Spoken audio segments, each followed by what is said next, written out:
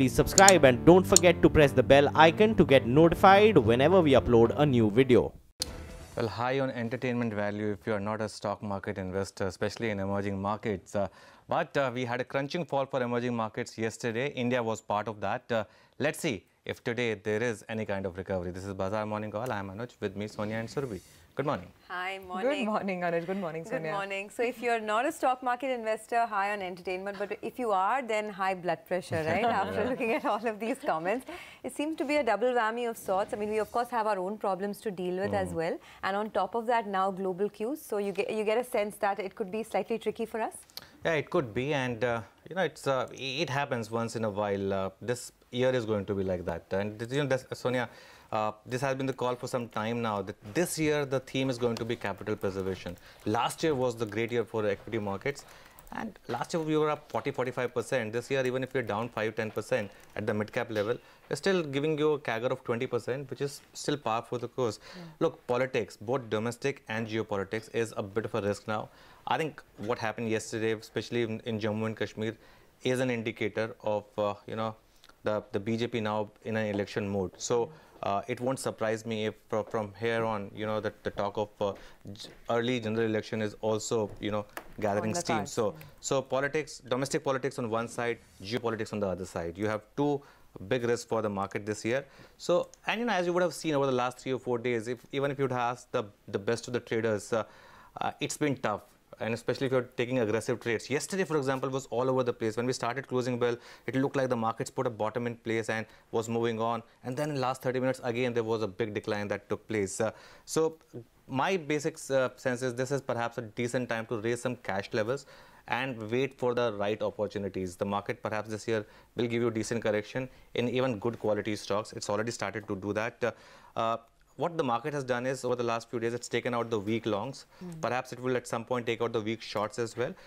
We are very close to support mark. 20-day moving average is 10,700.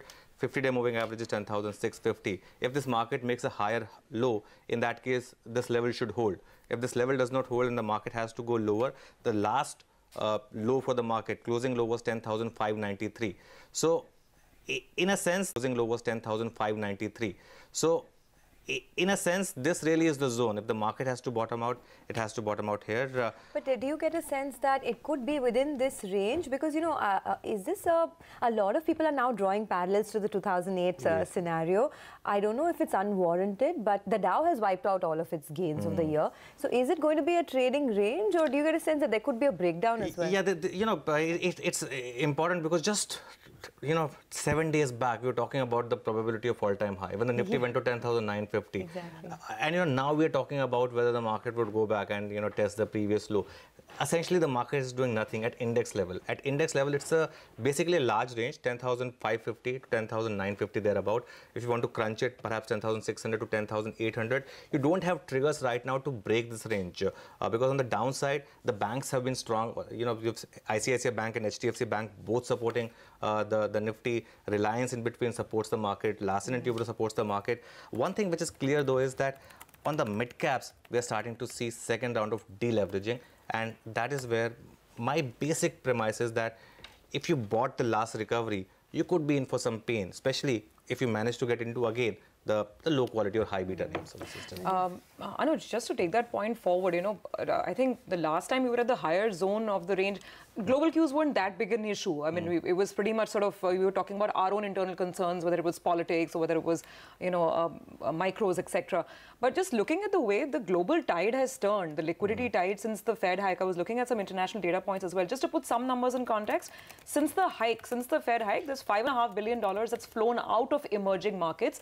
And a bulk of that is equity. $4.2 billion has flown out of the equity markets and about $1.3 billion from the bond markets. For us, for the Indian market, since the start of this calendar year, the problem right now is not even so much the equity market. It's the bond market outflow that's brought the rupee down to its knees at about 68. So my question is this, that, you know, is this a big global tide that's in the making? Because then the risk of breaking the range on the downside, maybe even retesting the lows that we saw a couple of months back, is that a realistic probability now? You know, Surabhi, you know, all these numbers look good, you know, because we can then mirror them with the market move.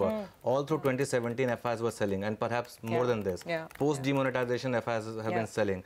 So, there's no one-to-one correlation that FIs will sell and the market will fall.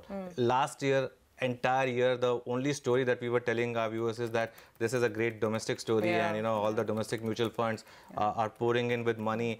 Now we can't conveniently look at the FI number and say that okay, the decline is because of that. There's a bit of a difference between correlation and causation. My basic sense is that that the domestic money that came in 2017, a large part of that was first-time money. A large part of that was investing in the market for first time, which perhaps had not seen a correction and which assumed that this pace of market will continue. And as we have seen, markets move in cycles. Right now is a cycle where the market is just consolidating, correcting a bit. My larger point is on the mid caps. I think on the mid caps there's a risk, and there's a genuine risk of that index showing a bit of a 20 DMA halt. And if you're averaging your poor quality stocks, that's the worst strategy right now. And I see a lot of people, trying to catch the bottom, trying to, I don't want to take names, but stuck in really bad quality names and just thinking that, okay, 80 rupee stock has become 51. Should I average here? 1200 rupee stock has become 900. Should I average here? I think averaging these kind of mid caps perhaps is the worst quality. What you may want to do is actually look at the stocks which are making new highs, and they're making new highs for a reason. And that's why a stock like Bajaj Finance or a TCS or a Jubilant Food, Page, Bata, Avenue Supermarts, these are the ones where if you're hiding, you're still making money. So you either stay with these. This market is going to make expensive stocks more expensive this year, and if you are trying to be too cute and looking for value in stocks which have fallen, this market is going to hurt you. Off late, even the good quality mid caps have started to fall, by the way. So, and this is not to paint a doomsday picture. All the point I'm trying to make is we had a good 2017. 2018 is just about reversion to mean. You have to put 2017 and 18 together. If you invested at the start of 2017, you are still making a lot of money. So it's not necessary that 2018 you would also make the same kind of money as 2017. And the same kind of stocks, definitely not. Exactly. Maybe there are some changes there. All right. In fact, we have a lot of experts joining us this morning to track this huge emerging market outflow that we've seen over the last many days. So let's get started very quickly. First, let's tell you what our wise experts have to say as we head into trade this morning. Sakti Siva of Credit Suisse says the net foreign selling is 0.4% of the market cap now in emerging market Asia, ex-China, ex-Malaysia. She says foreign investors selling over the past 5 months was $5 billion in Thailand, $3.3 billion in Indonesia, $2.6 billion in India, $1.9 billion in Malaysia, and $1.2 billion in Philippines. So massive outflows. She says the other 4 episodes were in 2003, 2008, 2011 and 2015-16. She adds, while an escalation of the trade war could lead to deterioration in fundamentals, there is a small 0.2% upgrade to 2018 consensus EPS for the region in June after 2 consecutive months of downgrades. Okay, let's get you some money market views then. Pramit Brownbutt of Veracity says the rupee will continue to trade with a negative bias as it will take cues from global as well as domestic equity markets. He expects the spot USD-INR pair to trade in a range of 68.20 to 68.80. And Dhaval Dalal of Edelweiss says Indian bonds are likely to react positively on RBI's 10,000 crore open market operation bond purchase announcement later this week. He says the external environment is also bond positive in the near term amidst light positioning and an increase in appetite. He expects the 10-year benchmark bond yield to trend towards 7.80% in the near term while maintaining its 7.75 to 7.95% trading range.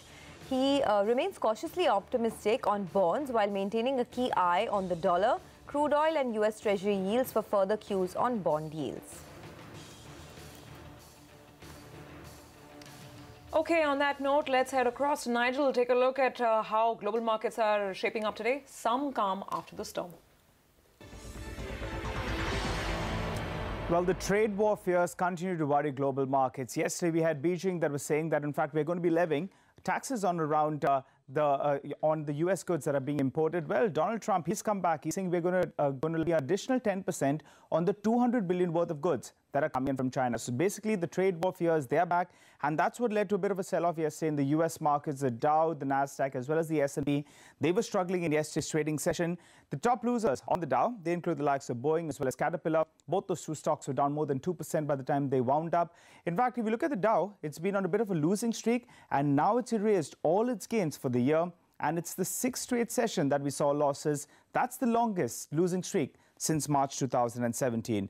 Well, the equity markets are not doing well, but we did see some bond buying yesterday because, in fact, the yield went from around 2.92 all the way to around 2.83 odd. So there was some bond buying yesterday. Currently, more or less flattish at around 2.9% odd. European markets as well did see selling. All the three frontliners ended in the red. All eyes on the central bank meet. That's in Portugal. That starts off this week itself. So keep an eye out on some commentary coming out of there.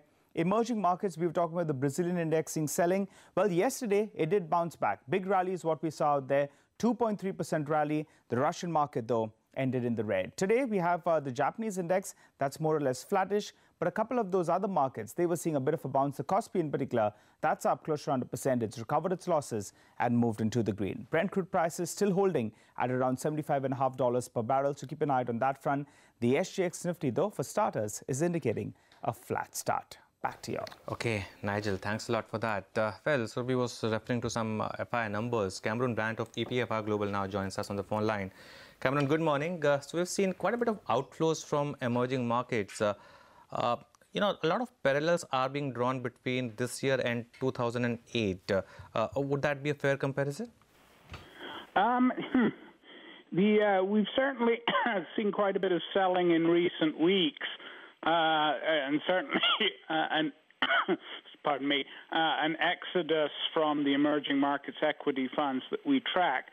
But it's still in a relatively early stage, and frankly, I was a bit surprised it didn't start earlier, given the noises about, trade that have been with us for some time, and the Fed's very clear signals that it was going to keep raising rates, certainly into next year. In some ways, it's a little early for comparisons. It's definitely not anywhere near the scale and intensity we saw in 2013-14 when the taper tantrum was at full bore. And it's somewhat different from recent sort of downturns and flows in that most of those have been tied to fears that China was coming in for a hard landing. This go-around, China seems to be actually viewed as something of a safe haven. That's true. Cameron, good morning. In fact, I was coming to that because a lot of funds are shifting their money to China from other emerging markets. Is that something that you're seeing as well? And in general, do you expect these outflows from GEM funds to continue? I mean, we've seen about almost $2.5 billion of outflows just in the last 1 week. Right. Well, I'm certainly expecting another week of them based on what I've been seeing so far. And yes, we've certainly been seeing a rotation to China. The average GEM fund allocation to China recently hit yet another record high. And it's not just the fund managers. Investors have been steadily pumping money into China equity funds and recently into China bond funds. Even though there are some bankruptcy concerns hanging over the Chinese debt market. So, yeah, it's certainly being viewed no longer as the big risk factor, but as something of sort of an island of stability in a fairly sort of shaky overall picture.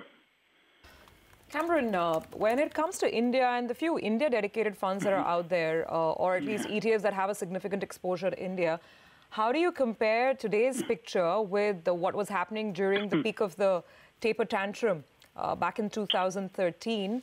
And it's interesting that bonds are seeing such an outflow in India, despite, this country is offering a very attractive yield of 8%. Right. Well, in terms of the comparison with the taper tantrum, India and India funds were somewhat buffered at points by the hopes for the Modi's election, whereas this time around, until recently, there's been something kind of I would almost call it kind of Modi fatigue. What have you done for me lately? And we were seeing fairly consistent outflows from dedicated India equity funds. Those actually, at least this week, seem to have checked. I think people are beginning to feel they might have overdone it. On the bond fund side, I think it's partly that people had pumped so much money into those funds. Certainly the ones we track enjoyed record-setting inflows in both 2016 and 17. So there's a certain amount of adjusting positions in light of the somewhat less stable picture, both for emerging markets and for the global growth story as a whole. Sure. So how do you expect this to pan out then? Do you expect outflows to continue only from emerging market funds, or do you see money move out of U.S. funds as well? Is it like, large-scale move to cash maybe for the rest of the year? That's a good question. Until this week, what we had certainly been seeing a rotation towards U.S. assets, which was given a bit of a bump by the rather stellar growth that is expected to growth numbers that everyone's expecting for the second quarter here. But even within the U.S. flows, we were definitely starting to see a rotation away from the large cap funds, where the names that they tend to invest in have much more exposure to international trade than do the small cap stocks that those funds invest in. The U.S. is, at least at the moment, and in a very short-term sense, the most attractive market if you're just looking at growth and profit growth.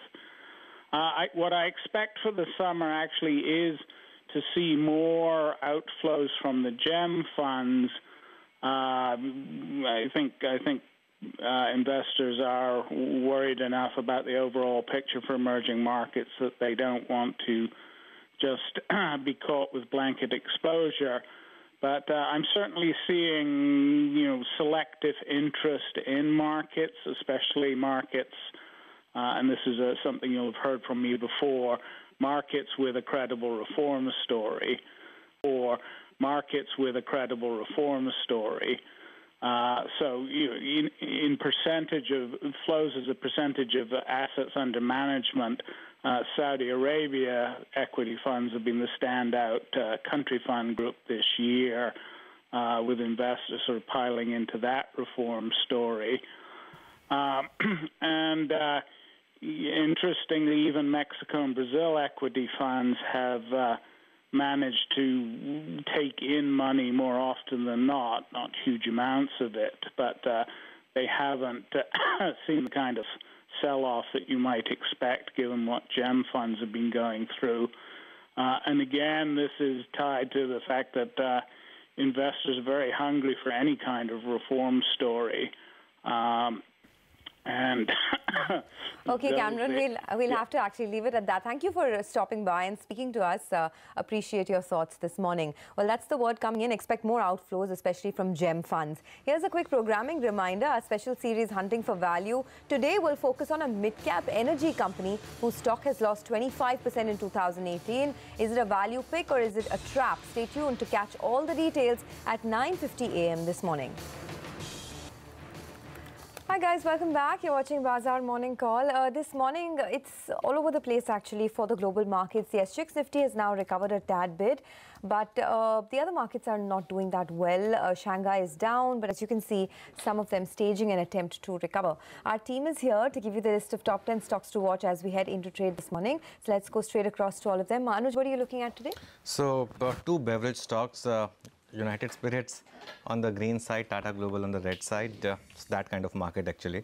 So, United Spirits hasn't broken its 20-day moving average post the numbers.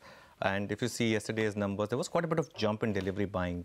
It's gone X-split. So after that, there's been some buying. As I said, this is a market where perhaps on weekdays also you need hard drinks and not really the soft drinks. So Tata Global, yesterday was a down day. And for Tata Global, it's now gone through a consolidation. Now it's seeing a lot of congestion between the 50 and 200-day moving average. this could go either way, but there was big delivery selling yesterday, so I would want to see if yesterday's low is broken. That I think would be an interesting one to watch. Okay, so you've got two beverage stocks. Take your pick. All right, both on our radar this morning.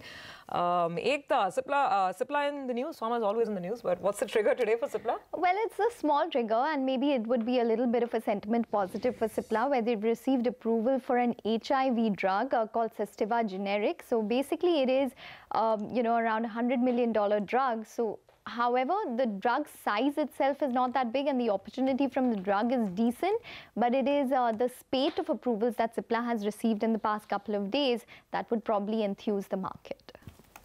Okay, in fact, yes, of course, that entire space has been up and about, right? Let's move on. Abhishek is with us. He'll tell us about the fact that RBI has notified some higher home loan caps for the priority sector eligibility. Abhishek, how does it really impact the sector? What are the stocks to look at?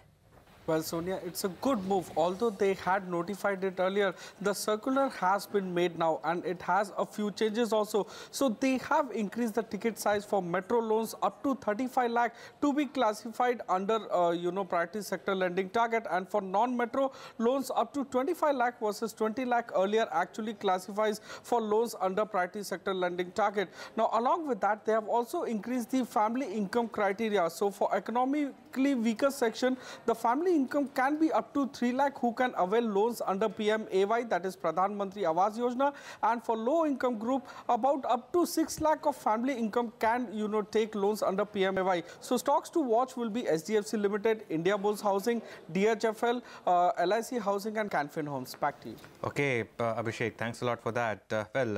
Oberoi Realty has closed its QIP, Sonal. Yes, Anuj, Oberoi Realty has closed its QIP and will be raising around 1,200 crore rupees. The price has been decided at 500 rupees per share, which is at a discount of around 1.8% to the floor price that was decided by the company, and also at a discount of around 1.2% to yesterday's closing price. While the company has managed to raise the funds, because of this adjustment, may see a light red on the stock today. Okay, that's Oberoi Realty. Sonia, aviation stocks in the news today? Yes, in fact, it seems like the vacation season has not gone very well in terms of travel. The passenger traffic growth has slowed down quite a bit. In fact, we should just get the graph up for you. If you look at what's happened in the month of May, all right, so May is the last chart there. That's 16.5% growth this time. It was 26% in April, it was 28% in March, 24% in Feb. So it's actually slowed down to the lowest in September of last year, the traffic growth that is. It could be because rising fuel prices actually led to higher fares, so maybe demand was less. But nevertheless, this will not go down well with the street. Expect some red on this one. Okay, expect some red on these stocks. Crude oil prices have also gone up once again, by the way, from 73 to 75, 76, and that has been a bit of an irritant, of course. Abhishek, what about IIFL? Well, Anuj, IIFL actually raised about 746 crore for its wealth management business. So at a deal price of 1,661, this works out to a market cap of close to 14,600 crore. Remember that the IIFL group as a whole has a market cap of about 22,300 crore. So this has an equity dilution of 5.1%, which includes investors like Rimco, Amansa, General Atlantic, SDFC, Standard Life, etc. In terms of calculation, the book value for IIFL Wealth increases by 32% to about 312 per share, while net worth increases by 40% to about 2,635 crores. So expect the stock to be in green today. Okay, thanks for that. Well, Anisha, what are the other stocks that you're looking at this morning? Hi Sonia, good morning. Well, I'll start with Kansai Nerolac, which has done a small expansion, actually an acquisition for around 6 odd crores. So that might be in focus and see a bit of green tick. Other than that, a couple of brokerage action that I want to point out. Nomura has actually upgraded BHEL. Now they say that the stock has actually bottomed out, and that's the reason they've upgraded the stock, and they're expecting modest earnings recovery going forward. And Deutsche Bank on Voltas, they believe, yes, the earnings are going to be a bit tepid in FY19, but nonetheless, the valuations now have really become cheap and factor in all the negativity. Hence, they've upgraded that as well. Back to you. Okay, all right, let's see in this kind of a market whether these upgrades hold or not. But thanks guys for giving us all of those stocks. Here's a quick recap of our top 10 stocks. Expected to gain today: United Spirits, Cipla, HDFC, India Bulls Housing Finance, IIFL, BHEL and Voltas. While stocks that could be under pressure today: Tata Global Beverages, Jet Airways and Oberoi Realty. We'll take a quick break. Our technical experts Sudarshan Sukhani, Mitesh Thakkar and Prakash